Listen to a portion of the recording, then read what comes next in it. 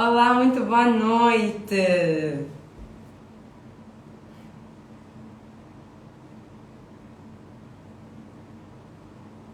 Boa noite, boa noite, boa noite a todos. Sejam muito bem-vindos à nossa primeira aula do nosso curso gratuito de ABC de Massas e Recheios.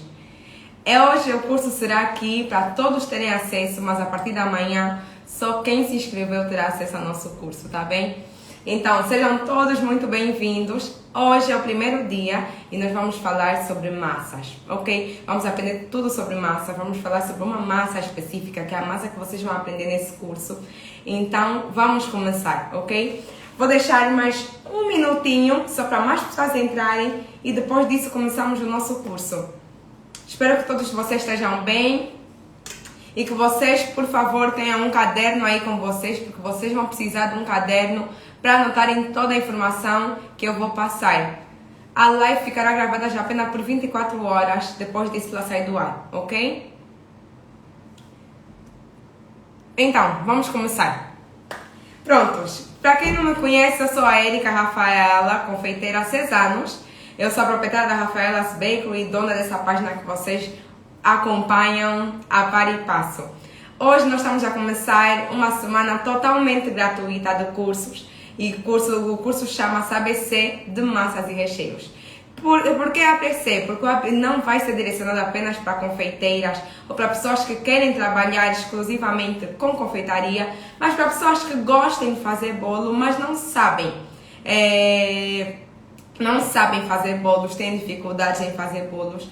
Então, nesse curso vocês vão aprender não só o básico, mas muito mais para vocês conseguirem fazer massas e recheios de sucesso. Como a nossa aula vai ser extensa, eu vou começar para ensinar-vos a nossa massa de hoje e depois disso nós vamos falar sobre toda a teoria, que eu preciso que vocês saibam totalmente de toda a teoria para vocês conseguirem lidar com muitos outros tipos de massas, ok? Então, a massa que vocês vão aprender a fazer hoje é a Lemon Blue. Lemon Blue nada mais é do que uma massa de limão com mirtilos, mas que tem alguns métodos de preparo e algumas facetas, né, que vocês precisam entender para conseguirem fazer as massas da forma correta. Para começarmos a fazer essa massa, nós vamos fazer o nosso leitelho. Mas o que é leitelho? Eu primeiro vou falar sobre o leitelho e depois nós vamos fazer a misturinha, ok? Para muitos países, como o Canadá, Estados Unidos, facilmente, assim como nós encontramos o leite e o iogurte no supermercado, encontra-se o leitelho à venda, que nada mais é que o soro residual da produção de manteiga. O que acontece é que muitos outros países não têm disponíveis, assim como nós.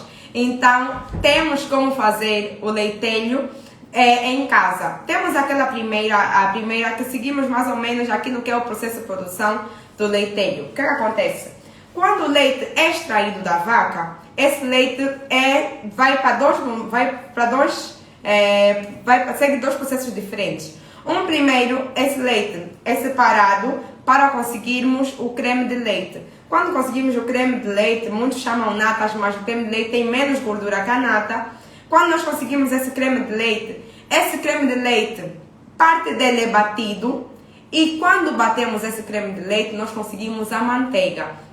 Nesse mesmo processo, nós temos dois resultados. A manteiga, que é a gordura, a parte sólida, e temos um líquido, que é o leitelho. Nós podemos fazer isso em casa, pegando em natas frescas, colocando na batedeira e com o fouet, que é esse, nós batemos. Ele primeiro vai alcançar o ponto de chantilly e depois ele vai passar do ponto. Quando ele passar do ponto, nós vamos ter também esses dois resultados. Um físico, um sólido, que é a manteiga, e depois vamos ter o líquido restante, que nós podemos usar em muitas receitas, que é o leitelho. Quais são as particularidades do leitelho? O leitelho é ácido, então ele traz suavidade à nossa massa, traz um sabor característico e muita leveza. Então ele é muito bom substituto do leite, da água, do sumo e de muitas outras propriedades, muitos outros ingredientes líquidos que nós podemos usar na nossa massa. Mas hoje nós não vamos bater as natas até passar do ponto, não. Nós vamos fazer o nosso leitelho da forma mais prática e rápida, que é o quê? É vocês pegarem numa tigelinha com leite morno, e vocês podem fazer isso de duas formas, ou colocarem um vinagre, que é um elemento ácido, que facilmente vai coagular o leite e dar-nos o leitelho que nós queremos, ou colocar o limão. Em ambas situações nós vamos ter o leitelho ótimo. A questão é que o leitelho com vinagre tem um sabor ligeiramente mais... E temos o leitelho com limão que vai nos dar um sabor mais agradável. Então eu tenho aqui um pouquinho de limão e eu vou adicionar ao meu leite. Não, vou misturar com outra. Vou misturar e vamos deixar descansar. Leite morno, tá bem? Não usem leite fresco que demora muito mais para termos esse resultado. Então leite morno, limão ou vinagre e temos o resultado. Agora vamos começar. Não acabei de explicar sobre o leitelho. O leitelho tem várias particularidades. Quando nós usamos leitelho, nós temos que necessariamente usar bicarbonato de sódio na nossa receita. Por quê? Vocês já devem ter percebido, ou para quem não sabe de todo, nós temos dois tipos de fermento no mercado. Nós temos o fermento em pó e nós temos o bicarbonato de sódio, que também é fermento. O fermento em pó nada mais é do que maisena ou amido de milho com bicarbonato de sódio e algum ácido. E o bicarbonato de sódio é um produto que nós podemos encontrar na natureza, ou podemos fazer, ou pode-se produzir industrialmente. O que acontece é que quando nós usamos bicarbonato de sódio de forma errada, nós vamos fazer com que a nossa massa, além de, tipo, estamos a colocar bicarbonato de sódio, em vez do bicarbonato de sódio fazer a sua ação, ele vai desenvolver bicarbonato de cálcio. O que é que isso vai acontecer? Vai fazer com que o nosso bolo fique amargo, por causa da reação. Então, o bicarbonato de sódio é só um básico, quimicamente falando. Já quando nós temos o fermento, nós temos o bicarbonato e nós temos um ácido qualquer. Se vocês olharem para o rótulo do fermento, vocês vão ver na composição que tem bicarbonato de sódio, mas tem outros ácidos que fazem com que o fermento seja mais estável que o bicarbonato. Quando nós vamos usar o bicarbonato, nós temos que ter noção que nós precisamos ter um elemento ácido na nossa composição para conseguirmos equilibrar. Ou seja, quando nós estamos a fazer um bolo de limão, que é ácido, ou estamos a usar algum ingrediente cítrico, quando nós estamos a usar o cacau, que também é ácido, para quem não sabe, quando nós estamos a usar, deixem-me ver, limão, sumos ácidos, cacau, prontos. Basicamente isso, coisas ácidas, sempre que nós estivermos a usar algum elemento ácido, nós precisamos usar o bicarbonato de sódio para que a reação seja melhor. O bolo fica muito mais fofo, fica muito mais saboroso. Agora, espero que vocês tenham anotado, espero que eu não tenha falado tão rápido, vamos começar a nossa massa. Temos o nosso leitinho já reservado e vamos começar a nossa massa pelo método de preparo cremoso, ok? Eu vou começar por adicionar açúcar e manteiga. O que é o método cremoso? Como eu vou fazer barulho com a batedeira, assim que eu desligar eu vou explicar-vos o que é o método cremoso, tá bom? Porque nós temos vários métodos de preparo de massa. Lembrando que o método de preparo cremoso, existe o método de preparo cremoso, mas existem muitos outros métodos de preparo de massa que vocês vão aprender aqui hoje, ok? As quantidades não serão divulgadas aqui, serão divulgadas exclusivamente para as pessoas que se inscreveram no curso, que vocês vão receber todo o material de apoio do curso, ok?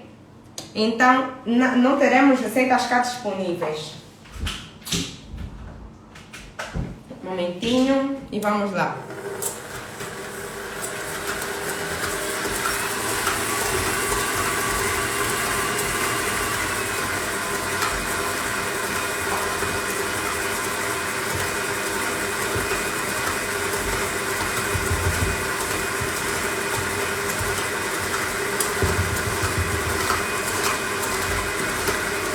Então, nesse momento, nós estamos a bater a manteiga com açúcar e nós precisamos bater até que a manteiga fique, até que essa mistura fique ligeiramente mais clara.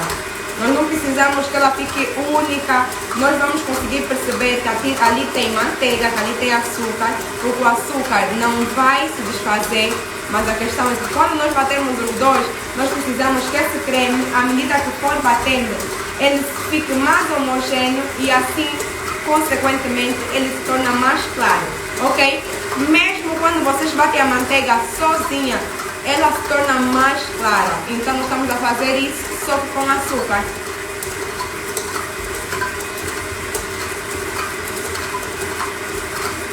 Bora lá.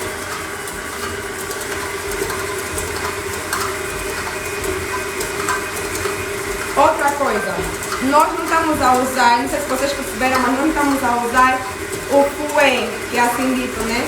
Nós estamos a usar o batedor raquete. Por que nós estamos a usar o raquete? E esse procedimento vocês podem fazer também na batedeira manual. Nós estamos a usar o batedor raquete porque o objetivo do método cremoso é misturar e não incorporar ar. Se nós tivéssemos começado esse bolo, por exemplo, essa massa, né? Por exemplo, com um método espumoso, que nós precisamos incorporar ar ao nosso bolo, nós iríamos usar este batedor aqui. Mas como não é o objetivo, então nós vamos usar o raquete, tá bem?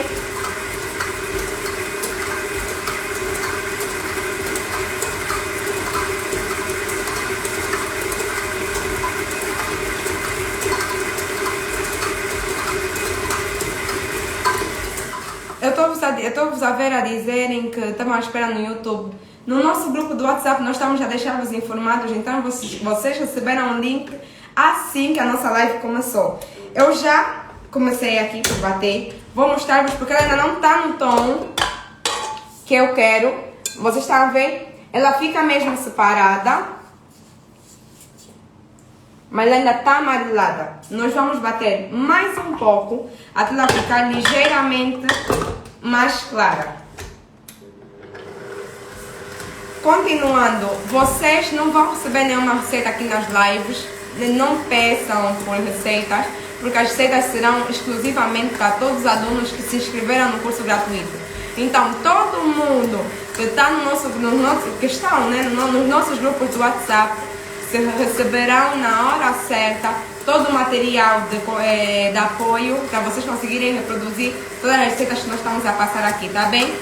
Estamos a fazer o método cremoso, estamos a fazer lemon blue, ok? Que é uma massa de limão com mirtilos.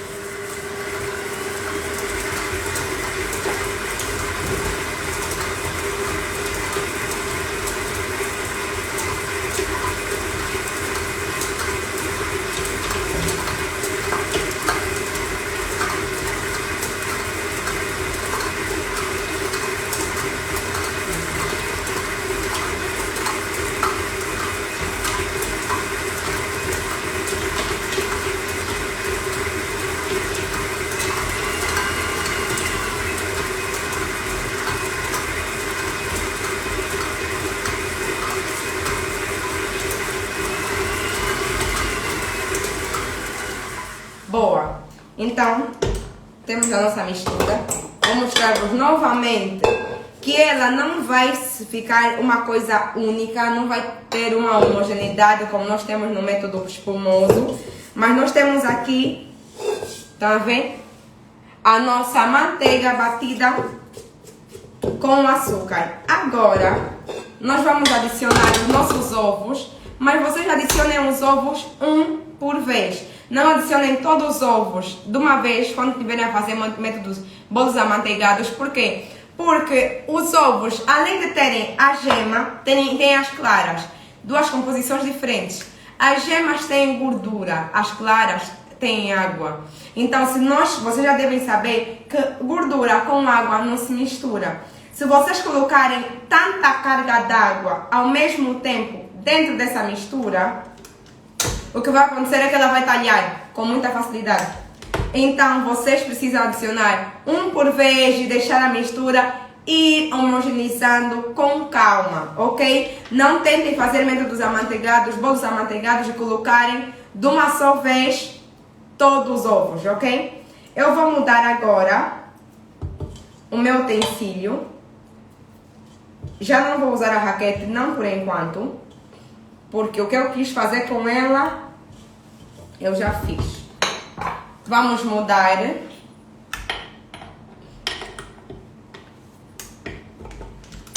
E agora vamos começar a bater no mínimo, ok? E um ovo por vez. Não coloque nada tudo de uma vez. Um ovo por vez. Vocês vão ver aqui. Vamos aqui começar a misturar. Foi um.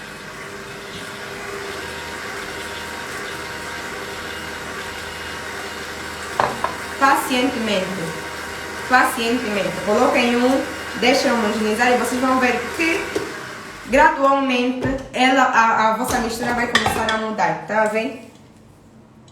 Já começa a ficar mais homogênea. Vamos lá.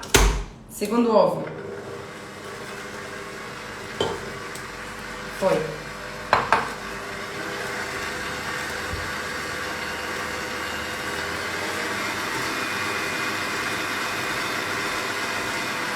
Terceiro ovo. Eu estou a falar primeiro ovo, segundo ovo, terceiro ovo. Mas eu já vou falar sobre isso com vocês, porque os ovos não são por unidades, mas sim por peso, ok?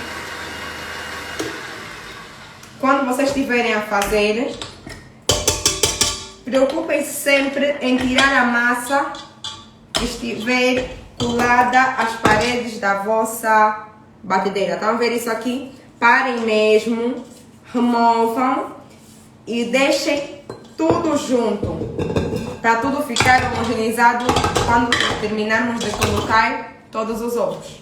Vamos lá.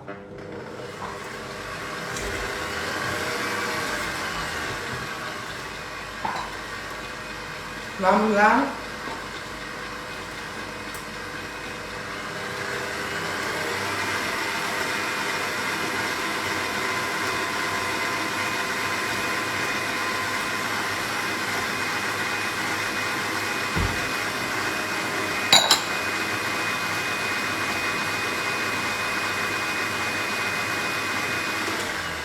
Boa.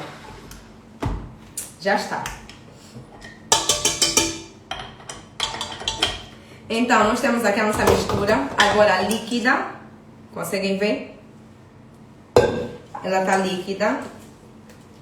É nesse momento que nós vamos adicionar os restantes líquidos. Eu não adiciono, quando nós estamos a fazer uma massa manteigada, eu não adiciono os líquidos como antigamente as nossas mães faziam, que nós colocávamos os ovos, depois colocávamos o leite e aquilo ficava uma mistura completamente talhada. Eu não faço isso. Eu coloco todos os líquidos e todos os secos de uma vez só, e assim eu não dou a oportunidade da minha massa ficar talhada. Então, é nesse momento que eu vou adicionar o leitelho. Deixem mostrar-vos como é que está agora o nosso leitelho, que começou como uma massa. Estão a ver? Vocês já conseguem ver que ele coagulou. Olhem como é que ele fica. Esse é o objetivo. Então eu vou adicionar o meu leitelho. Gravem na memória a consistência do leitelho, ok? Agora vamos adicionar o óleo. Sim, massa manteigada pode entrar óleo.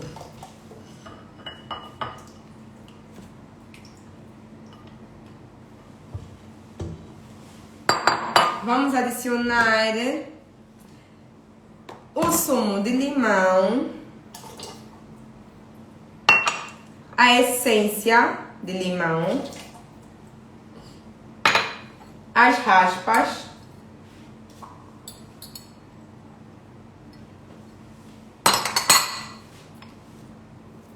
farinha de trigo peneirada. Vamos lá.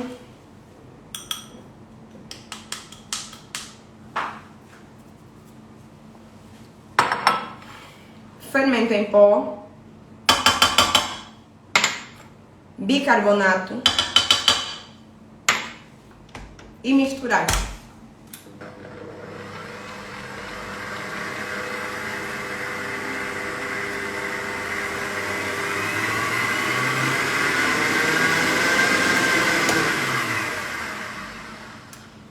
Prontinho. Contaram quantos segundos eu fiz para misturar essa massa? O que não ficou misturado, nós vamos misturar com a mão. Porque a farinha de trigo, quando nós mexemos muito, ela desenvolve o glúten. A farinha de trigo já tem glúten, mas quando nós trabalhamos muito nessa farinha de trigo, ela desenvolve mais glúten. E glúten deixa as misturas elásticas. Quando nós desenvolvemos o glúten no nosso bolo, nós temos um bolo pesado, denso, muitas vezes o bolo chamado funs. Mas quando nós batemos pouco, nós vamos ter um bolo suave, ok? Então, o resto eu vou misturar com a espátula, ok? Só até ficar homogêneo.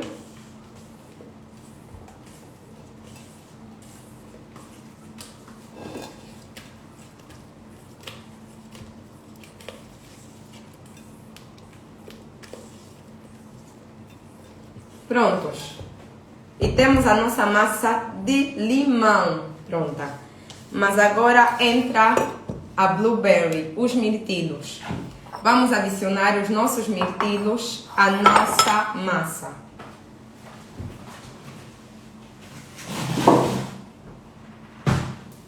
Eu tenho aqui os meus mirtilos congelados.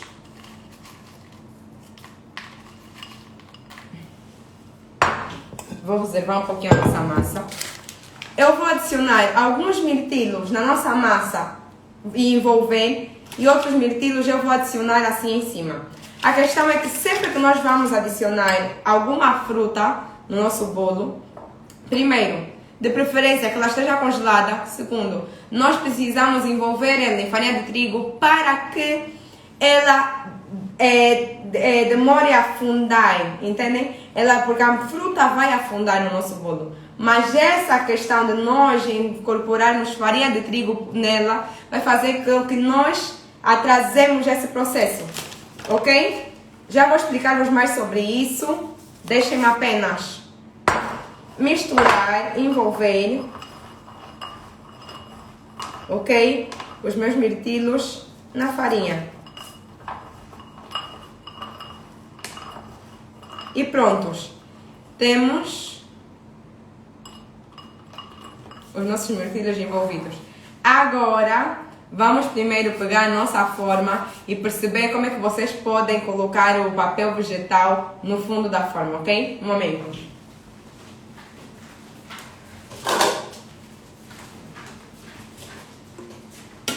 Temos aqui 4 formas de 3 centímetros, de 15 centímetros de diâmetro. Sinceramente, eu não sei se vou usar todas, mas eu vou já medir. Deixa eu explicar como é que eu faço isso. Eu tenho cá uma forma de bolo. Eu vou abrir o meu papel vegetal e medir, ok? Do início ao fim da minha forma. Assim que terminar, eu vou dobrar esse papel. Eu vou dobrar esse papel por quê? Porque eu não quero apenas disco para uma forma, eu quero para mais. Então isso aqui vai facilitar todo o processo. Senão eu podia cortar, recortar o parâmetro de um, depois de fazer isso ia ser mais cansativo. Então eu prefiro fazer dessa forma, ok? Um momentinho que eu vou pegar a tesoura.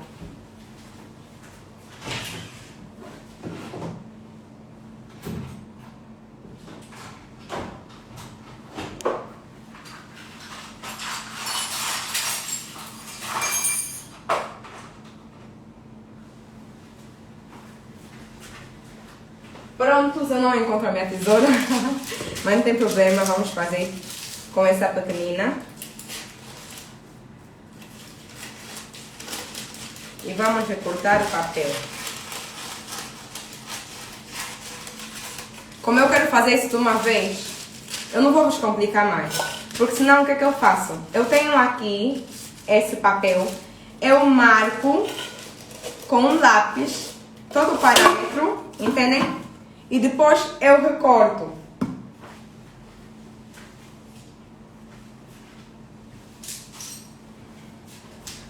Então, tenho aqui uma canetinha e eu venho para aqui e faço a marcação em cima do meu papel vegetal.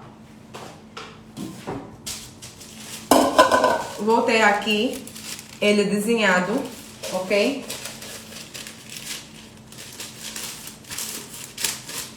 E agora recortar, nada mais do que isso.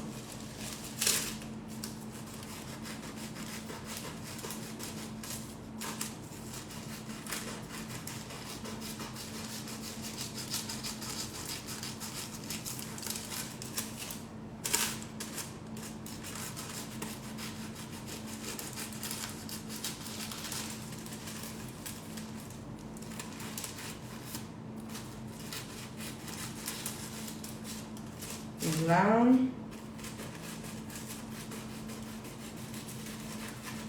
E pronto.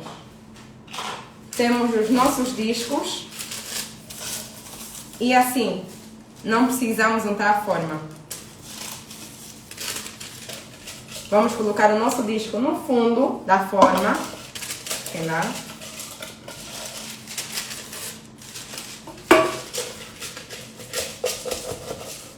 Ajeitar.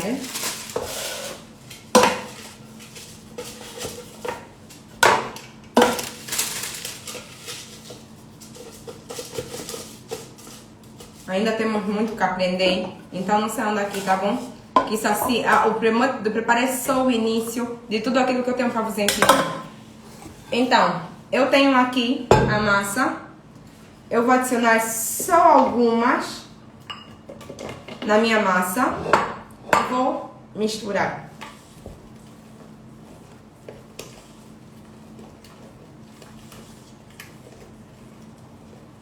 Pronto, está. Vou pegar nas minhas forminhas de bolo.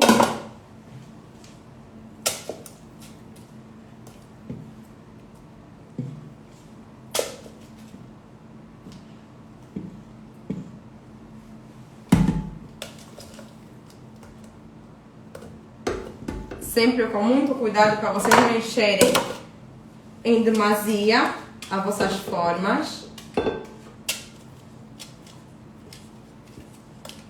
Aliás, vamos fazer aqui uma experiência, tá bom? Vamos fazer aqui uma experiência para vocês notarem como é que é fácil isso. Um momentinho. Eu vou pegar outro tipo de forma. Esperem.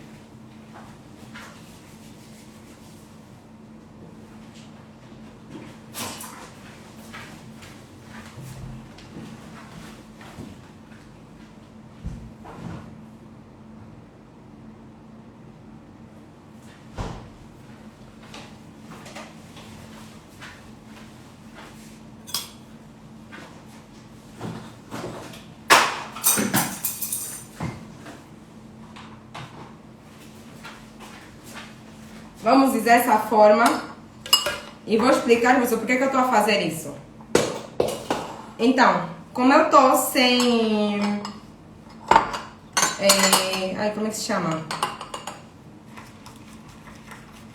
Como é que se chama? Desmoldante. Eu vou untar essa minha forma com um pincelzinho. Vou passar por nela manteiga.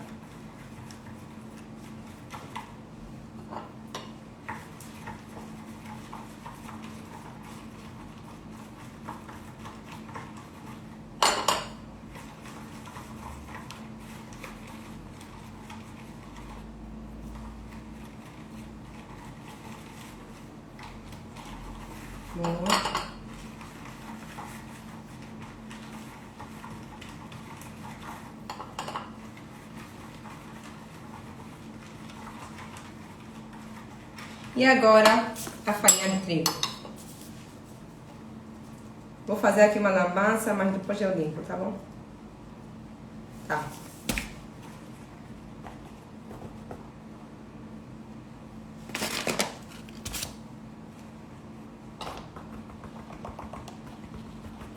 A aula ficará gravada apenas por 24 horas, ok?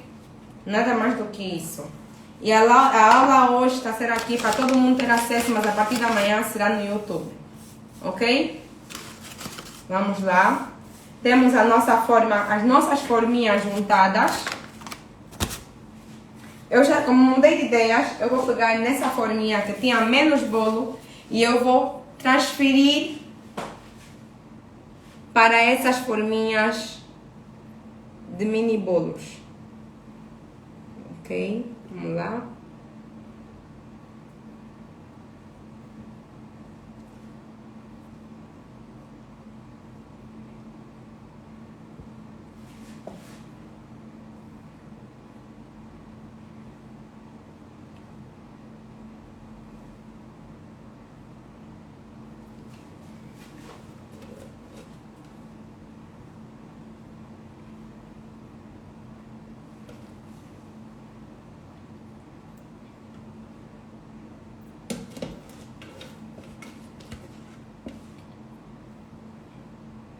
E temos as nossas formas.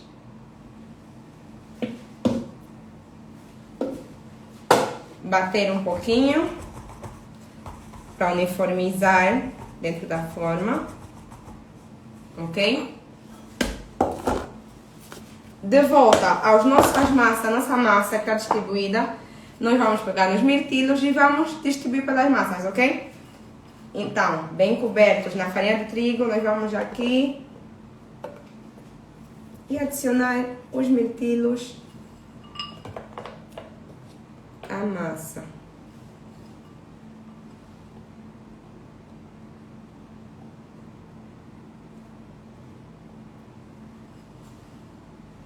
Não poupem, as quantidades estão bem descritas no nosso material de apoio.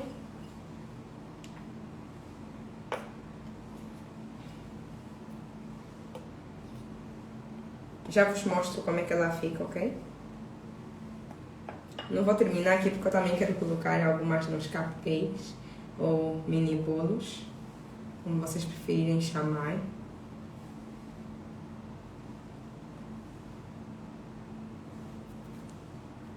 E está. Temos aqui as nossas massas com os mirtilos. E agora nós vamos levar ao forno e vamos continuar aqui a nossa aula, ok? Um momentinho.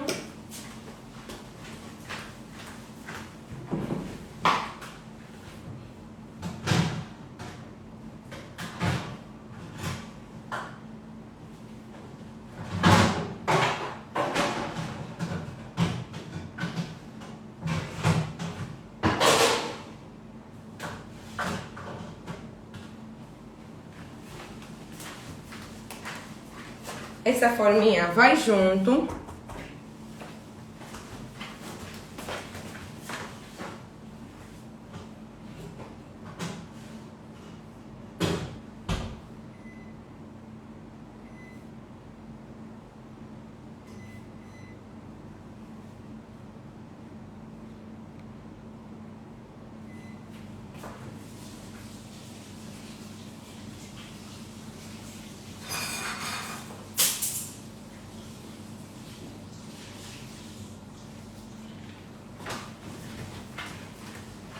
Então, dando continuidade à nossa aula, deixa eu me dar apenas um jeitinho aqui.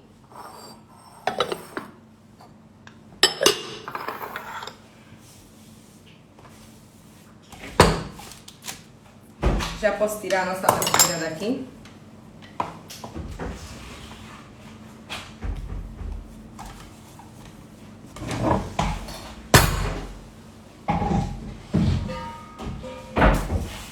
Só para não ficar tudo desarrumado aqui, tá bom?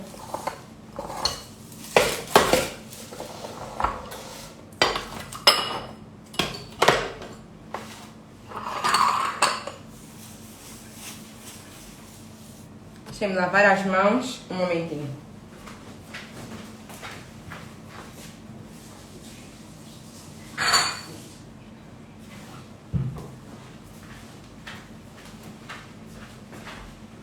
Então, agora vamos começar a nossa aula no verdadeiro sentido da palavra. Eu preciso que vocês percebam muito dos procedimentos que devem ser seguidos para um bolo sair fofo, perfeitinho e super maravilhoso. Então vamos começar pela primeira questão. tipos de métodos de preparo de massa. Então, no cômpito de fazer bolos, nós podemos seguir vários procedimentos para conseguirmos uma massa com um resultado bom. Mas nós precisamos entender algumas coisas.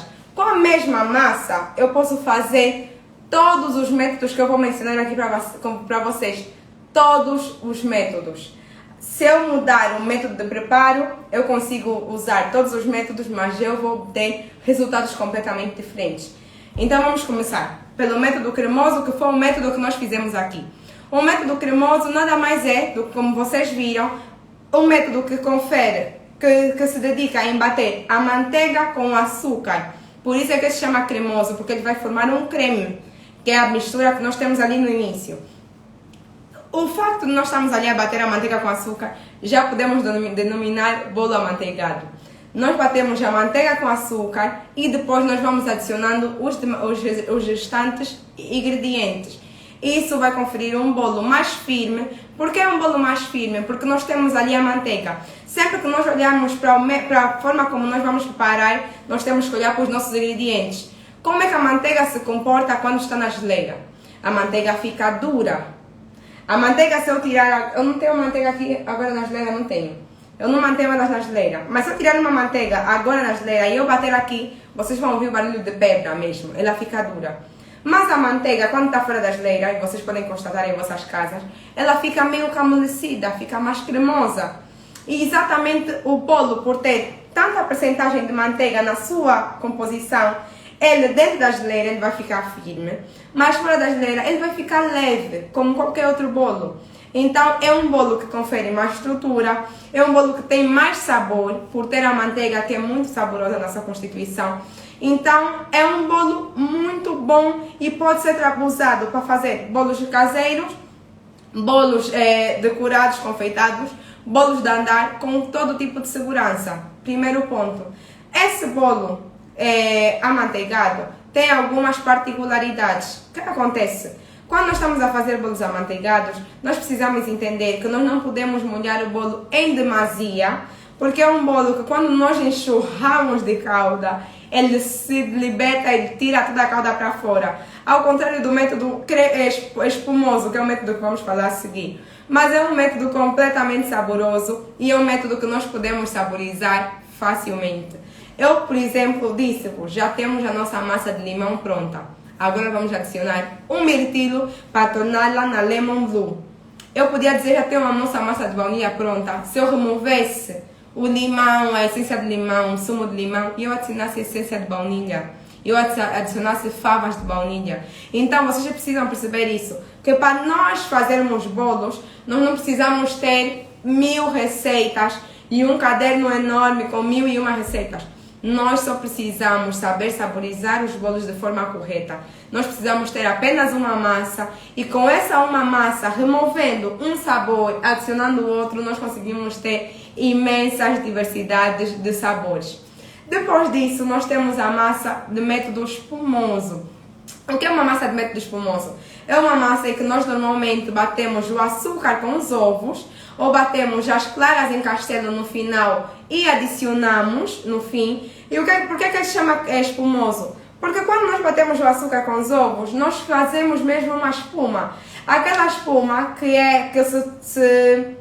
se cria quando nós vamos incorporando o ar com esse utensílio aqui, é uma espuma que confere um bolo mais fofo. É um bolo que tem forma e tem a consistência mesmo de espuma, como uma esponja. Então nós vamos apertar, ele vai voltar, ele é assim, muito fofo. E acontece que esse bolo absorve mais calda.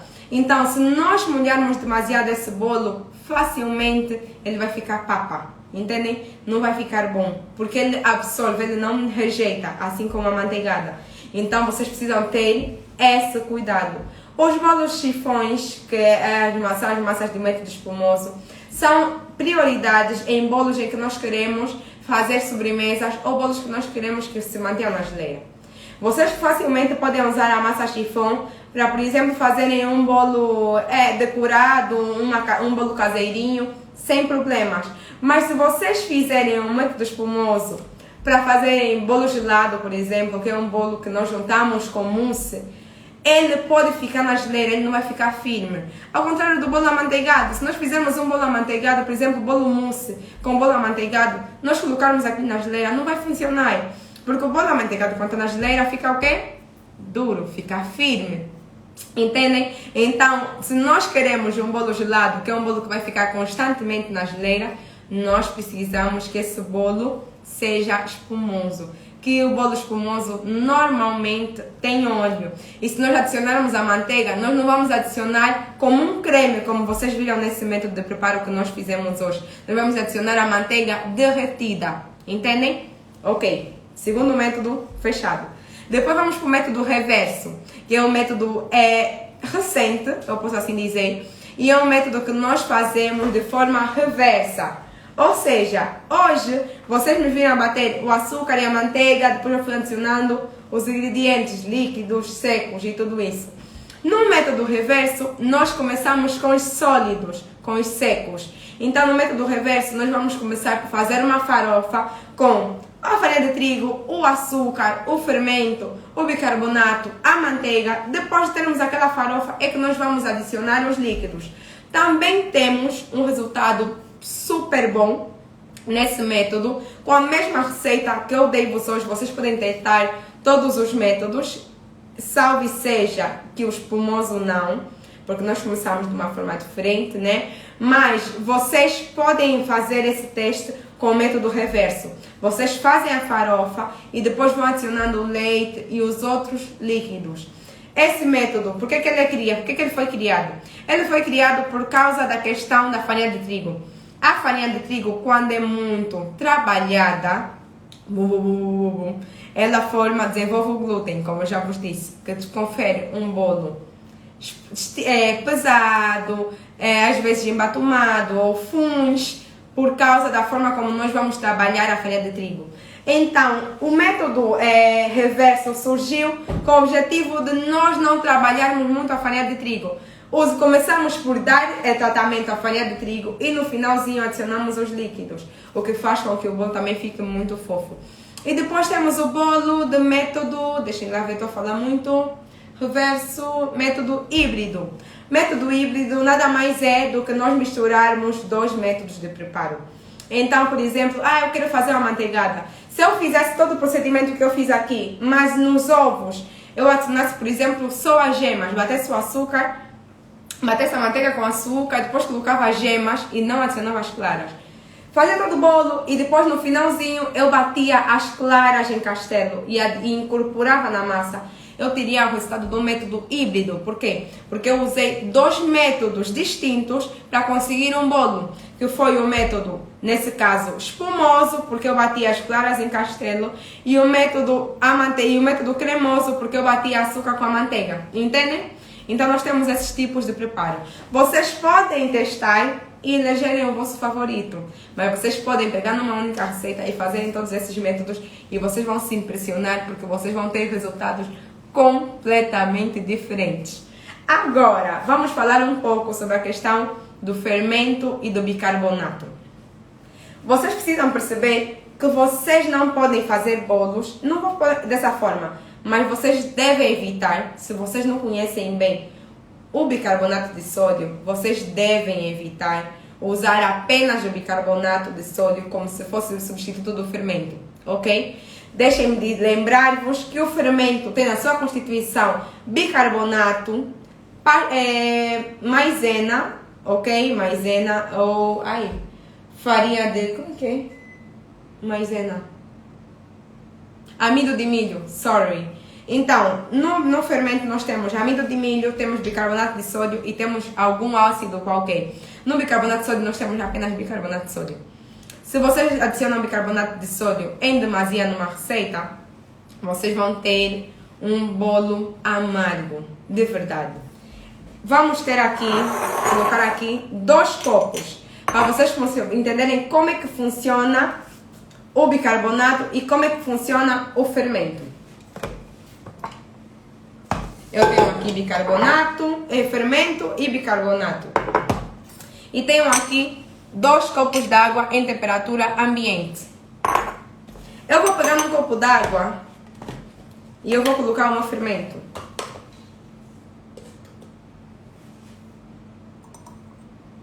Coloquei. Então logo eu misturo. O que acontece? Espuma. Olhem. Olhem. Entendido? Quando nós colocamos o fermento tão louco, mas ele é apenas uma marca, querida. Amido de milho é a forma certa de falar. Então, nós temos aqui a nossa água com fermento. Quando nós adicionamos fermento no nosso bolo, o bolo, logo que tiver contato com uma temperatura quente, ou com uma temperatura mais alta, né? O bolo vai começar a crescer, a crescer, a crescer, e o fermento vai conferir suavidade ao nosso bolo. Por isso é que vocês veem, ainda falei-vos hoje do brownie, quando nós não adicionamos fermento, nós vamos ter algo mais firme, mais denso, ok? O bicarbonato comporta-se de forma diferente. Por quê? Porque o bicarbonato tem uma base. O bicarbonato, para reagir, ele precisa de um ácido. Então, nós só podemos usar o bicarbonato quando nós temos algum ácido na massa, entendem? Então, eu fiz uma massa de limão, eu posso colocar bicarbonato. Eu fiz uma massa com cacau, eu posso colocar bicarbonato. Eu fiz uma massa com sumo de laranja, eu posso colocar bicarbonato. Porque tem ali um elemento ácido. Se eu coloquei maracujá, eu posso colocar. Mas agora, se eu não coloquei nenhum elemento ácido, eu não posso usar o bicarbonato de sódio. Vejam o comportamento do bicarbonato de sódio na água. Tenho aqui. Adicionei. Misturei. E não aconteceu nada. Nada. Agora, vamos adicionar vinagre na nossa mistura e vocês vão ver o que vai acontecer.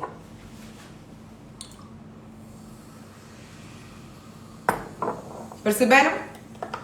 Bastou nós adicionarmos o vinagre, que é um elemento ácido, para o bicarbonato reagir.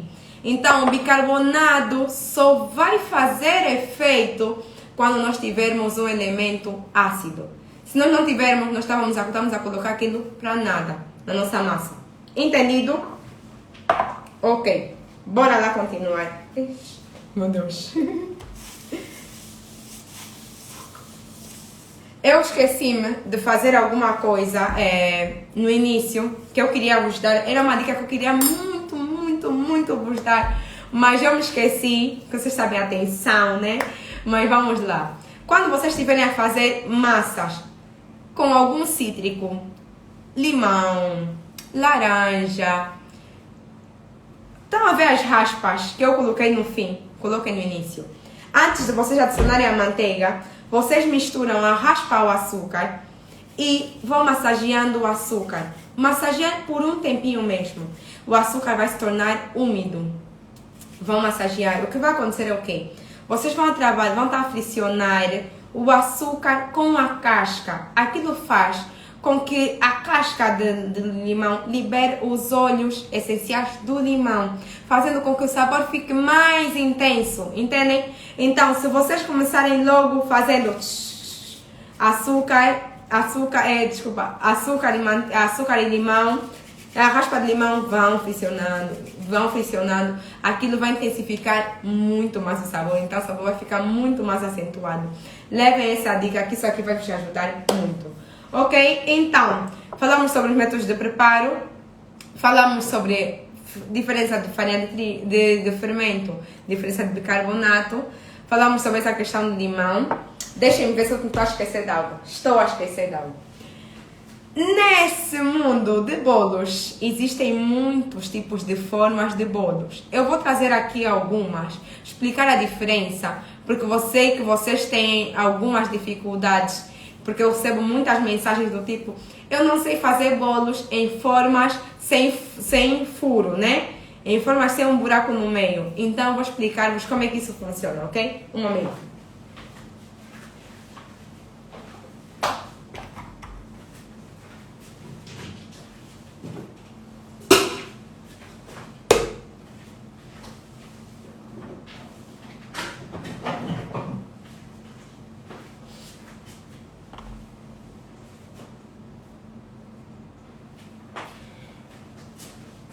Espera.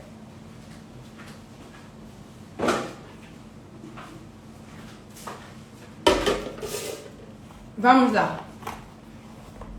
Vamos começar a falar sobre as formas. Deixem lá colocar.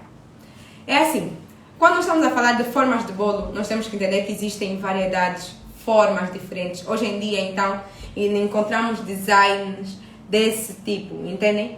Então é assim, nós temos vários tipos de materiais. Nós temos formas de alumínio, nós temos formas de silicone. Silicone não é plástico. Deixem lá mostrar.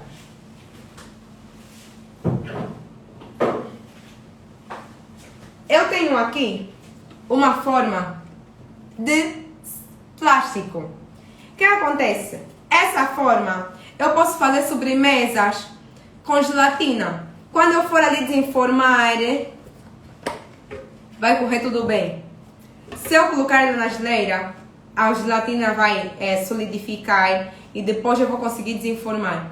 Se eu colocar essa forma no forno, ela vai derreter, porque não é de silicone, é de plástico. Aqui nós temos uma forma de silicone. É uma forma que é resistente a temperaturas altas. Ela pode ir para o forno sem problemas. Essa forma é de silicone. Ela pode ir para o forno sem problemas também. O que acontece é formas de furo, formas sem furo, formas com furo. Eu tenho outra forma com furo, mas de alumínio está ali. Um momento.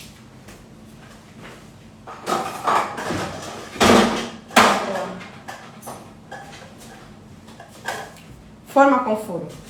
Vamos falar de cada uma. Existem vários tipos de formas. Existem formas com fundo removível. Facilmente conseguimos desenformar um bolo, ok? E existem formas com fundo fixo, que nós precisamos juntar embaixo, juntar em cima, juntar em todos os sítios para o bolo não colar. Primeira coisa. Segunda coisa, existem formas de alumínio e existem formas de silicone, como vocês já viram. Nas formas com furo, nós precisamos ter cuidado com a quantidade de massa que nós vamos colocar. Aquela massa que eu preparei há pouco tempo, uma massa normal, nós podemos facilmente colocar dessa forma, porque ela é larga, a massa não vai, o bolo não vai afundar, não vai acontecer nada de mal. Por quê? Porque ela tem espaço suficiente para o bolo crescer e desenvolver. Entendem? Mas depois temos a questão de que, de certeza que vocês já devem ter visto formas menores que essa, mas com furo. Se vocês pegarem na mesma massa de bolo e colocarem naquela forminha menor, mesmo que tenha furo, facilmente o bolo vai afundar, porque não tem espaço suficiente para ele expandir, para ele crescer, para ele desenvolver, entendem? Então o bolo não cresce só, o bolo vai crescendo, mas ele está espalhado, ali ele tem um espaço, ele tem aqui um espaço, que ele já está espalhado, ele depois vai lá, vai crescer assim, vai sentir aquela mágica do fermento, do bicarbonato, ele vai crescer bem, vai ter a oportunidade de ficar fofo e tudo. Mas quando nós temos um bolo pequenino, ele já está ali, todo apertadinho. Vocês estão mais a colocar numa forma pequenininha, ele vai ficar tipo, ai, já não tem mais espaço para crescer, e vai afundar. É basicamente isso que acontece, tanto nessa forma, tanto nessa forma. Se eu, por exemplo, pegar aquela massa e colocar numa forma como essa, como eu sei que aquela massa vai encher mais do que a metade da capacidade da minha forma, o meu bolo também vai afundar. Por quê? Porque nós estamos a falar que o bolo não tem espaço suficiente para expandir. Agora, se eu pegar, esperem.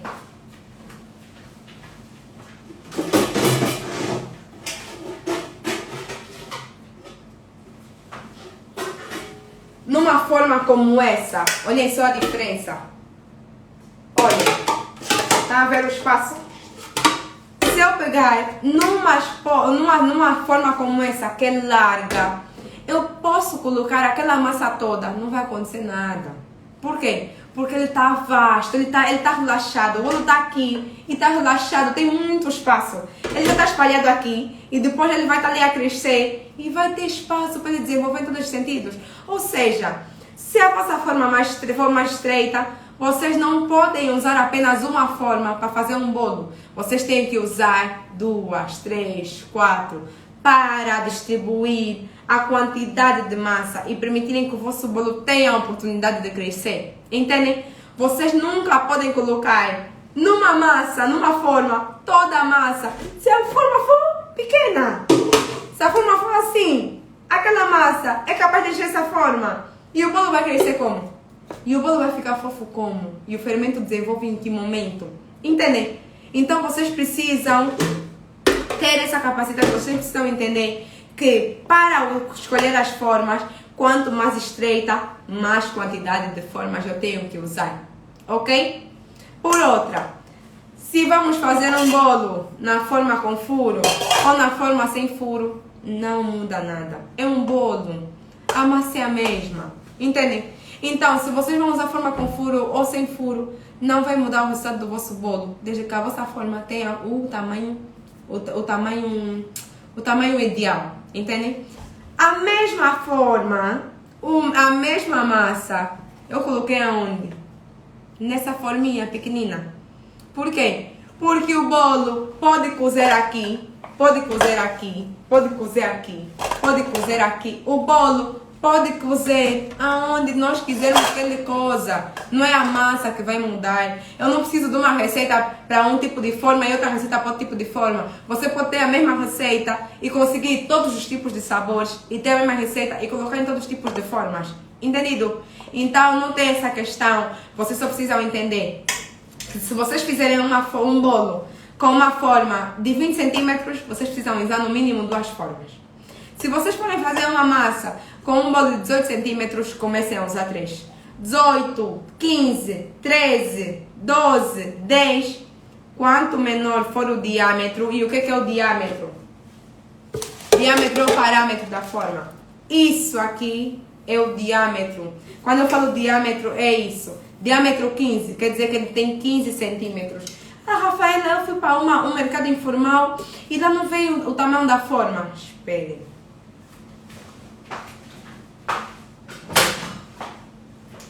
Eu tenho aqui uma régua, não normal, né? É uma coisa dali da bolo, mas funciona. Ela tem aqui as medidas. Deixa eu ver se vocês conseguem ver. 1, 2, 3. Eu tenho aqui a minha forma. Eu pego no número 0, coloco no início e no fim coloco na ponta. E eu vejo em que número parou. Aqui, parou aqui. Quer dizer que a minha forma aqui tem 13,5 de diâmetro. Eu tenho essa forma. Coloco 0. Parou aqui. Minha forma tem quanto? 19,5 de diâmetro. Estão a entender? Então tem essa questão de vocês verem, vocês pegarem numa régua, medirem. Então aí comprar formas, levem uma régua. Levem uma régua. Vamos lá, medir. A senhora não sabe dizer qual é o tamanho da forma. Você já sabe determinar qual é o tamanho da forma. Vai lá, mede. Ok, essa tem 10, essa tem 15, essa tem 14, essa tem 13, essa tem 20. Com base nisso, vocês vão pegar e vão dizer: forma de 10? Deixa eu mostrar-vos a forma de 10.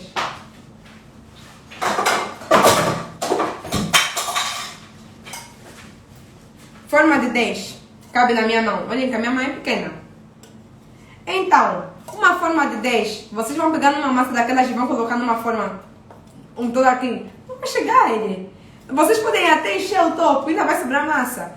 Então, para vocês conseguirem fazer, podem levar uma fita métrica, não tem problema. Para vocês conseguirem fazer um bolo fofo que vai crescer, vocês no mínimo, para aquela massa que nós temos, vocês precisam ter de 4 a 5 formas. Vão distribuir em várias formas e vão levar para o forno. Essa aqui, 3 centímetros. Mínimo 4 massas, é o que eu uso normalmente. Mínimo 4 formas e vocês vão conseguir também ter um bolo bom. Distribuir pouquinho a pouquinho e vocês vão ter um bolo fofíssimo também. Então estão a ver, né? Quanto menor for, mais número de formas. Essa aqui, vocês só já precisam de 2, né? De 18 centímetros. Então, tipo, vocês vão vendo. É uma forma de 30 centímetros. vocês vão colocar a vossa massa, a nossa massa que nós preparamos aqui numa forma de 30. Podem colocar toda a massa, ela vai crescer um pouquinho. Vocês vão ter que fazer 3 vezes, 4 vezes para vocês conseguirem ter um bolo alto. Entendem? Por quê? Porque aquela massa, aquela forma, entra muita massa de bolo. Entendido? Então, acho que essa parte está esclarecida. Se vocês tiverem dúvidas, digam aqui para eu conseguir esclarecer-vos, ok? Vocês conseguiram perceber em que momento é que vocês têm que usar o leitelho? Eu acho que tem aqui. E quando distribuir, qual é a quantidade de massa, por exemplo, para uma forma? Não há. Como é que normalmente acontece para as pessoas que têm menos prática? Tá a ver, depois de eu ter terminado de bater toda a massa, eu vou pegar naquela massa. Esperem.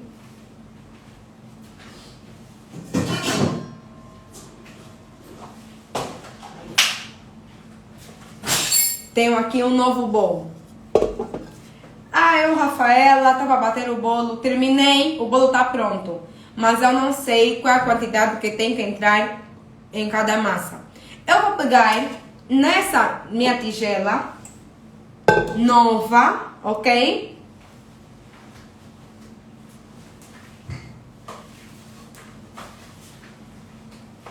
Vou adicionar ela em cima da balança. E com a balança zerada, eu vou pegar e vou despejar toda a minha massa numa nova tigela. Eu preciso que vocês entendam isso, ok? Então, tenho a minha massa pronta num bowl. Eu vou pegar um bowl vazio, vou colocar em cima de uma balança e vou despejar toda a minha massa em cima do bowl. Entendido? Aqui vai dar o peso real da massa. Não, a minha massa no total tem 500 gramas. 500 gramas. E você tem uma forma de 18 centímetros que provavelmente quer usar 2 formas. Eu usaria 3. Você vai pegar no 500, se vai usar 2 formas, vai fazer 500 a dividir por 2. E ele vai te dar um número, 250. Esse 250 você vai colocar a tua forma e vai colocar, despejar a massa 250, tá? Vai pegar outra forma, 250, e vai estar distribuído equitativamente. E isso vai acontecer se você quiser usar 3 formas, 4 formas. Vai pegar no 500, vai dividir por 4. O número que te dei, vai adicionar em cada forma equitativamente. Entendido? Vocês vão ter a distribuição correta, o bolo vai crescer da mesma forma, vão estar todos na mesma altura, porque você colocou a mesma quantidade em cada forma. Percebi que vocês não entenderam sobre o leitelho. Tem aqui uma caixinha de perguntas. Comecem a fazer as perguntas, tá bom? Assim vamos falando para eu depois mostrar-vos o resultado do nosso bolo. Leitelho. O que é leitelho? Peso dos ovos, muito obrigada. Antes de leitelho, peso dos ovos. Eu, quando estava a fazer o bolo, eu fui adicionando um ovo por vez. E eu fui dizendo, primeiro ovo, segundo ovo, terceiro ovo. Será que é certo eu usar essa terminologia? Fiquem a saber que não é. Por que não é certo? Porque no mercado nós temos ovos de vários tamanhos, de vários tipos. E os ovos em cada país vão se denominando de formas diferentes, ok? Então, tipo A, tipo B, tipo C, tipo 1, tipo 2, tipo 3, vários. E isso vai determinando o tamanho do ovo. Então, nós aqui temos ovos P, G, GG, GGG. Então, quanto maior for o ovo, nós vamos ter ali o tamanho a determinar. O que acontece? Ovos tamanho P tem no máximo 30 gramas. Ovos tamanho M tem no máximo 45 gramas. E ovos no tamanho G ou GG podem chegar até 62 gramas. Agora pensem comigo. Eu se vos digo, usem 5 ovos. 5 ovos. Você vai pegar e vai comprar o ovo tamanho P, porque eu te falei 5 ovos. 5 ovos. Quando você vê uma receita que está a dizer 5 ovos, você se pergunta, que ovo é que ele usou? Ovo pequeno, ovo grande, ovo médio. Existem tantos tipos de ovos. Como é que ele vai me dizer 5 ovos? Não pode. Então é essencial que ele diga ovo P, ovo M, ovo G, entendem? Ou não, ele vos diga gramas. E é o que eu faço, eu sempre dou a quantidade de ovos em gramas. Vocês vão receber a vossa receita em gramas. Então, se eu te digo, usa 100 gramas de ovos, não importa se estás a usar ovo P, não importa se estás a usar ovo GG, só precisas de 100 gramas de ovos. Então, eu estou a usar um ovo GG, no qual cada ovo, GG não, um ovo M ou G, em cada ovo tem 52 gramas. Então, só usando 2 ovos de tamanho M, eu consigo alcançar aquilo que a receita me pede. A receita me pediu 100 gramas, eu cheguei ali, coloquei 2 ovos gêmeos e consegui os 100 gramas, já tem mais do que isso. Agora, eu chego numa receita de ovos do tamanho P e eu vou ali e vou colocar 100 gramas. Vocês acham que vão usar 2 ovos? Não vão. Se um ovo tem até 32 gramas, você vai usar 32. Primeiro ovo. Depois vai para o segundo ovo, 32 mais 32, 64. Segundo ovo. Não chegou nos 100. Vamos para o terceiro ovo. 64 mais 32, né? 64, 2, 6. 64 mais 32, 96 gramas. Ainda não chegaste no 100 e já foste para o terceiro ovo. Entendem? Então tem essa questão, que quanto menor for o ovo, mais ovos vocês vão usar. Rafaela, sempre compro ovo GG. Por quê? Porque eu sei que se eu usar 3 ovos, aí você já tem a minha receita completa. Entendem?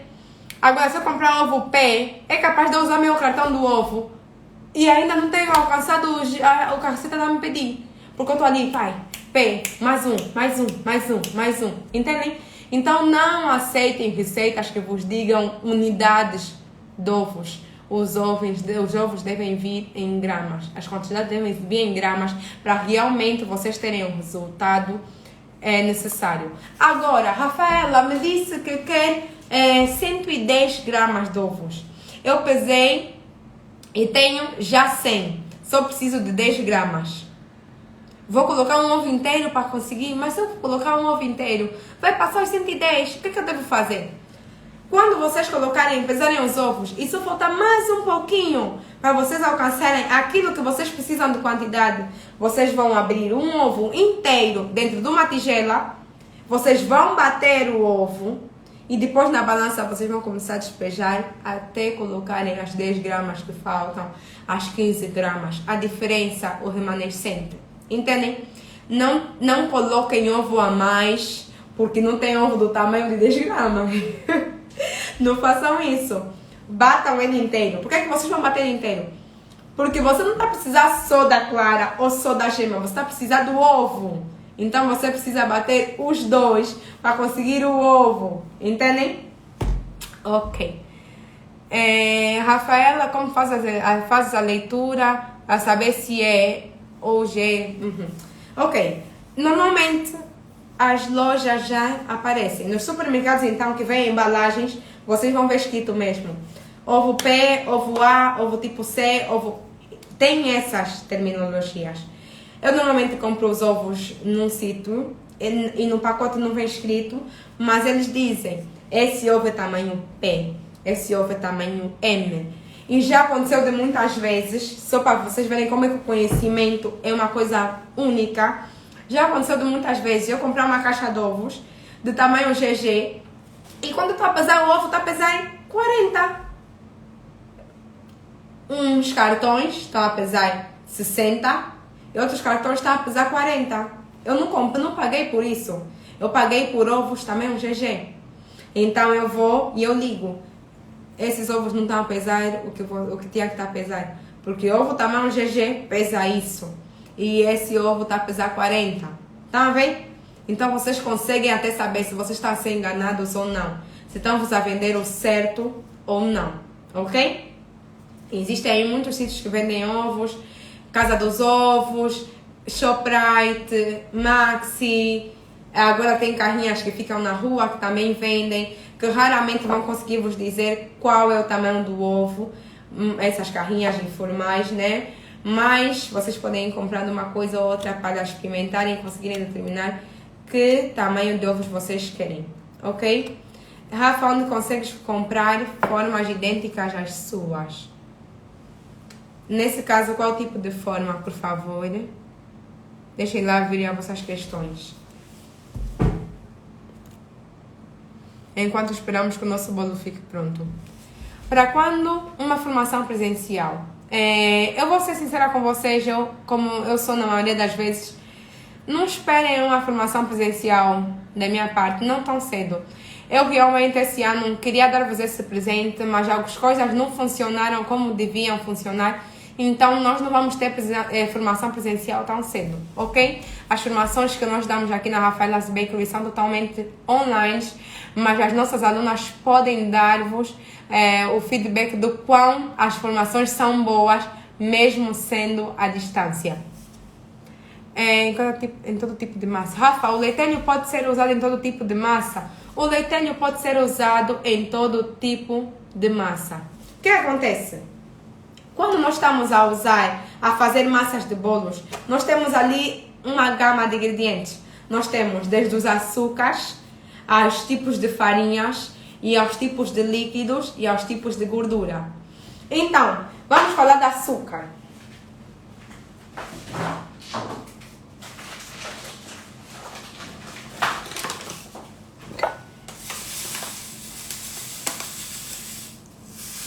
Açúcar branco.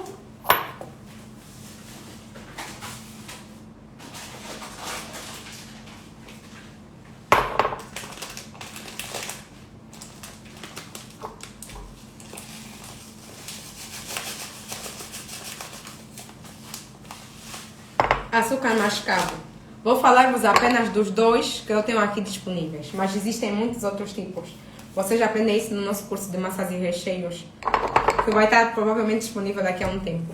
Então, prontos. Açúcar branco, açúcar mascavo. Será que nos bolos eu só posso usar açúcar branco ou será que eu posso usar açúcar mascavo? E se eu não tiver açúcar branco, posso substituir por açúcar mascavo? Qualquer massa de bolo, nós podemos ir fazendo essas substituições, ok?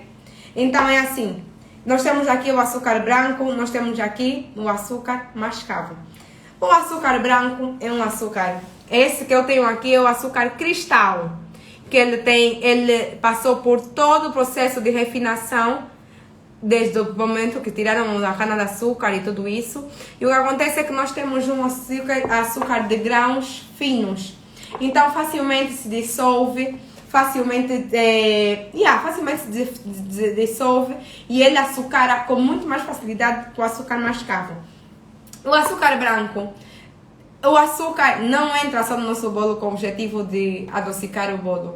Muitas pessoas perguntam, o bolo está muito doce, posso reduzir a quantidade de açúcar? Vocês precisam entender que se vocês reduzirem a quantidade de açúcar, vocês vão ter um bolo que cresce menos.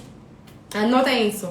Vocês vão ter um bolo que cresce menos. Vocês vão ter um bolo menos fofinho, ok? Vocês vão ter um bolo com menos douradinho, entendem? Porque o açúcar influencia nisso. O açúcar influencia na maciez do bolo. O açúcar influencia no crescimento do bolo. O açúcar influencia na caramelização do bolo. Eu posso substituir o meu açúcar branco com o meu açúcar mascavo? Posso. Não existe melhor açúcar para massas do bolo. Existem açúcar com grânulos mais grossos, que normalmente eu não gosto tanto porque demoram muito a se dissolver. Então, minha preferência é o açúcar cristal. Mas se eu quiser, eu posso usar facilmente o açúcar mascavo numa massa. Eu podia fazer a minha massa com o meu açúcar mascavo. Mas o que acontece com o açúcar mascavo? O açúcar mascavo é um açúcar que passou por menos processos de refinação e não passou por nenhum processo de branqueamento. Por isso é que ele tem esse tom assim mais acastanhado. Ele tem um sabor muito mais acentuado, muito mais caramelizado, tá vendo? Lembra aquele sabor de cana? E ele deixa nossas misturas castanhas. Por quê? Porque ele é um açúcar castanho. Então, ele é muito bom quando nós estivermos a fazer um bolo de chocolate. ele vai deixar o nosso bolo muito mais úmido, vai deixar o nosso bolo com sabor mais acentuado. Mas agora, se você for fazer uma massa de baunilha e você usar o açúcar mascavo, não esperem uma massa branquinha, porque vocês não vão ter. Cada produto tem uma característica diferente. E essa característica vai se mostrar na vossa massa. Entendam isso, ok? Assim como os líquidos. Gorduras, vamos falar sobre gorduras. Quando nós estamos a falar sobre gorduras, nós estamos a falar sobre tudo aquilo que nós podemos usar no nosso bolo como gordura. Nesse caso, manteiga, margarina, óleo, natas, ok? Nós temos azeite também, mas vamos só falar desses principais. Quando nós estamos a falar de margarina e manteiga, as pessoas têm muito aquela dúvida: será que eu posso usar manteiga? Será que eu posso usar margarina? Vai sair a mesma coisa? Não vai. É assim. O comportamento e o sabor da manteiga e da margarina são diferentes. A margarina, quando está na geleira, ela demora muito mais para ficar dura. A manteiga, facilmente, 20 minutinhos já vai ficar dura. Isso vai se transportar para o bolo. Segunda coisa, eu não sei vocês, mas eu acho a manteiga muito mais saborosa que a margarina. Então, se vocês fizerem um bolo com manteiga, vocês vão ter um bolo muito mais gostoso do que um bolo com margarina. Mas será que se nota? Não se nota. A quantidade que entra de manteiga ou de margarina numa massa não é suficiente para dizer: esse bolo entrou manteiga, esse bolo entrou margarina. Não, não é suficiente. Porque tem muitos outros ingredientes ali que vão compor o sabor do bolo. Então não é a margarina ou a manteiga que vão determinar num todo a qualidade e o sabor do vosso bolo. Então uma pode ser substituída pela outra sem problemas, ok? Por outra, tem essa questão da estrutura. A manteiga dá mais estrutura para o bolo do que a margarina, mas a diferença não é abismal. Óleo. Quando nós estamos a falar do óleo, nós estamos a falar do ingrediente que vai dar muita umidade ao nosso bolo, mas raramente vai dar muito sabor ao nosso bolo. Por isso é que eu considero as massas amanteigadas mais gostosas que as massas chifões, né? Nós, se colocarmos óleo na nossa geleira, ele não vai ficar duro, ele vai ficar fresco. Se nós colocarmos manteiga na nossa geleira, né? Ela vai ficar dura. Então, se vocês colocarem o óleo na vossa massa, ele vai ficar mais úmido, tanto fora como dentro da geleira. Ele vai ficar fresquinho, mas ele não vai ficar duro. Vocês não vão ter uma massa super firme se vocês colocarem uma massa com base de óleo na geleira. Vocês não vão ter. Por quê? Porque o óleo não tem essa característica. Entendem? Então vocês podem usar o óleo sem problemas nas vossas massas. E podem substituir pela manteiga? Podem. Vão ter o mesmo resultado? Não vão. Então, todos os ingredientes que eu estou aqui a mencionar, vocês podem substituir uns pelos outros, mas vocês não vão ter o mesmo resultado. Mas não estou a dizer que o resultado vai ser mau. Entendem? Eu numa massa, como vocês viram aqui, a nossa massa, nós adicionamos manteiga e nós adicionamos óleo. Por quê? Será que na receita original da minha massa tinha óleo? Não tinha. Mas eu queria que a minha massa tivesse o sabor da manteiga, que é muito gostoso. Mas eu queria que ela tivesse a umidade do óleo. Então o que eu faço? Misturo os dois. E eu tenho a característica de um e eu tenho a característica do outro. Entendem? Então, vocês podem, quando vocês começam a conhecer os ingredientes, vocês podem ir jogando com o que vocês vão usar sem problemas. Agora, alguém perguntou-me sobre o leitilho. Eu vou parar de falar um pouco, porque eu estou a sentir cheiro de bolo, então provavelmente os cupcakes já estão prontos, porque a forminha é pequena. Então, venham já.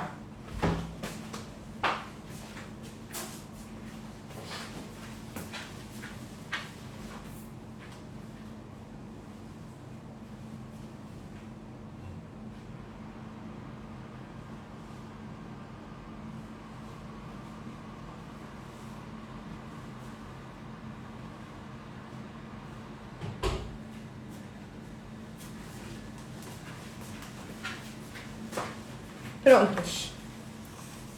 Cupcakes prontinhos. Já vou falar um pouquinho deles, mas vamos continuar a falar sobre os ingredientes, ok? Então, assim, falando dos líquidos, eu posso, em algum momento, usar o leite no meu bolo, mas se eu não quiser usar o leite, eu posso usar água, a mesma quantidade. A minha receita pode me dizer, use leite, eu posso usar água. Use leite, eu posso usar sumo. Use leite, eu posso usar leitelho, que é a mesma coisa que o buttermilk, sim. Posso usar leitelho. Use leite, eu posso usar o líquido que eu quiser. Entre aspas, não vão colocar aí vinho na mesma quantidade de cerveja, aí já tem algumas particularidades. Mas prontos, com os ingredientes que eu estava mencionando. A única coisa que eu não posso substituir por leite é natas. Porque ao contrário do que as pessoas pensam, a nata é mais gordura do que líquido. A nata tem muita gordura. Então, se a nata entrasse no nosso bolo, não seria para fazer o papel de líquido, mas sim de gordura. Assim como a manteiga, assim como um óleo. Entendem? Por causa do nível de gordura que ela tem na sua composição.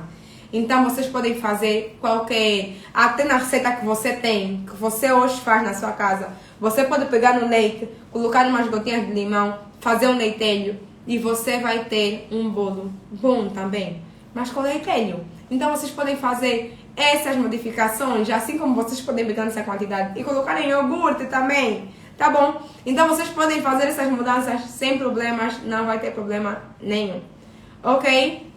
Por que alguns bolos meus são... não consigo encontrar a mensagem.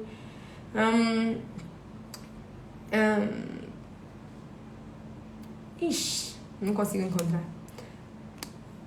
Abrir o forno enquanto o bolo não estiver totalmente pronto. Não estragar o bolo. É assim, se vocês abrirem nos primeiros 20 minutos, primeiros 30 minutos, vai estragar o bolo. Mas se vocês abrirem bem depois, não vai ter problema nenhum, ok? Não vai ter problema nenhum. Vou desenformar aqui a massa, para vocês verem o resultado da nossa massa amanteigada. Olhem, a fofura. Para vocês verem que não, a massa amanteigada não é seca, não é pesada, não é firme, não. A massa amanteigada pode sim ser fofa e ter o sabor maravilhoso, ok? Por outra, regra dos 35 minutos, é isso, 35 minutos, 40 minutos, sem abrir o forno, depois vão para lá, abram o vosso forno, não vai ter problemas. O que acontece quando vocês abrem o forno antes disso? O forno é um lugar fechado. Ele está ali, uma caixinha fechada, com uma temperatura que vocês determinaram qual será a temperatura. Você, não, quero ver se o meu bolo está pronto. Vai lá, ainda não passaram nem 20 minutos, abre o forno. Toda a temperatura que estava ali dentro sai. A temperatura baixa tão bruscamente que o bolo, por ser uma coisa sensível, ele sente isso. E ele faz o quê? Murcha. Entendem? Afunda. Por quê? Porque vocês reduziram bruscamente. Diferenças bruscas de temperatura fazem com que as coisas na confeitaria não funcionem bem. Entendem? Por exemplo, quando nós estamos fugindo um pouco do assunto, quando estamos a fazer temperagem de chocolate, nós vamos gradualmente baixando a temperatura do chocolate. Nós não vamos falar, vum pá, está temperado o chocolate. Tá a ver? Por quê? Porque não funciona dessa forma. As coisas devem ser feitas gradualmente. Então, tenham esse cuidado, tá bom? Uma particularidade da massa amanteigada, ela fica muito douradinha. E ela, quando sai da forma, ela sai muito fofa. Não é bom cortar um bolo amanteigado quente. O bolo amanteigado precisa esfriar na totalidade antes de nós começarmos a cortar e a manuseá-lo, porque ele é um bolo muito fofo e que parte com muita facilidade quando ele está quente. Então, coloquem na geleira, deixem ele esfriar, só depois de um tempo é que vocês vão para lá e retirem o vosso bolo, ok? Também já não faltava muito para o nosso bolo que está no forno ficar pronto. Então, vou dar só uma olhadinha, tá bom? Porque assim, quando vocês cozem o bolo em temperatura inadequada, o que é que vai acontecer? temperatura baixa. O bolo vai ficar pronto, vocês vão picar, o palito vai sair limpo, né? Para ver se o bolo tá pronto, picar só no centro da forma. Porque o bolo coze da ponta para o meio, tá vendo? Então, se você for picar na ponta, provavelmente ele vai estar pronto. O último sítio que o bolo assa é no meio. Então, vocês vão para lá, não precisam picar em todo o sítio do bolo. Vocês picam só no centro. Se sair limpinho, tá pronto. O que acontece é que se você assar o bolo numa temperatura que não é adequada, quando você tocar no teu bolo, em cima, a tua mão vai vir cheia de bolo melado, tá vendo? Por quê? Porque eles assam numa temperatura mais baixa do que o indicado.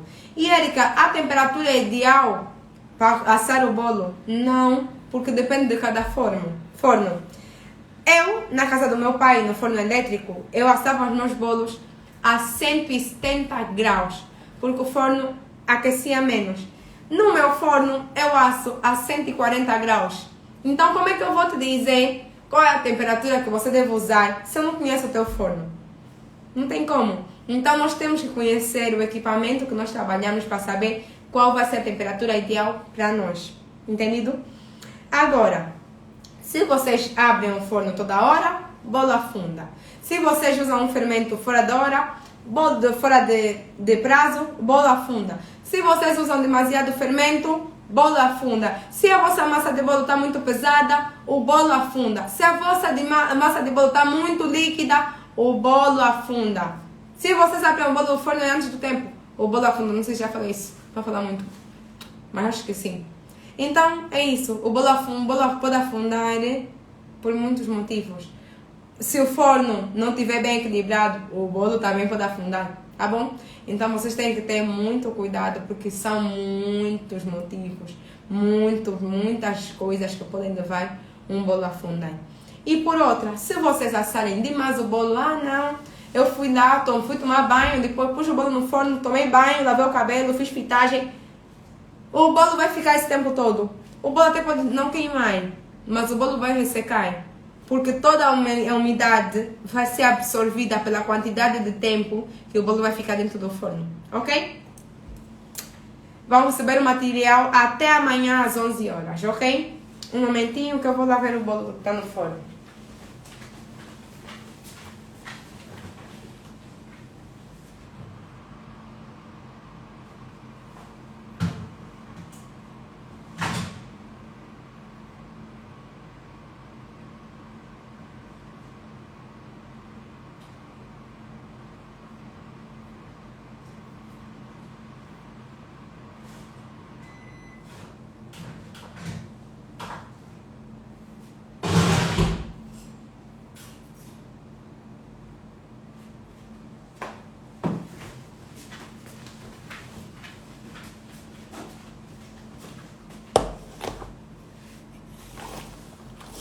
Bolinhos prontos.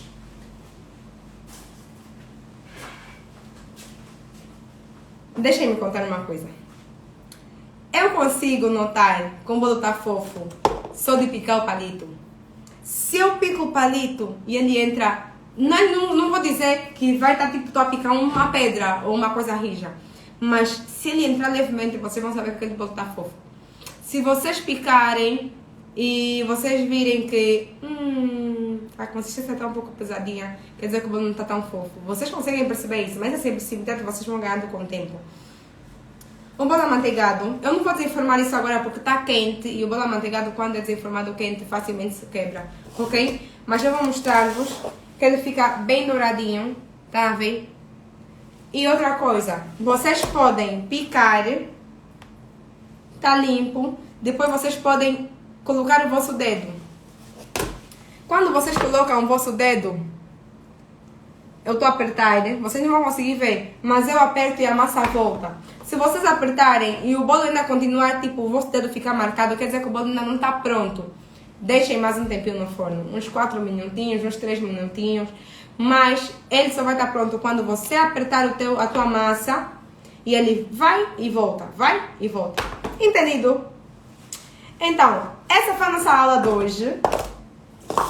Nossa aula de massas, nossa aula de ingredientes, onde vocês aprenderam uma massa maravilhosa. Acho que consegui responder-vos muitas questões e eu espero que vocês tenham ficado esclarecidas sobre muitas coisas.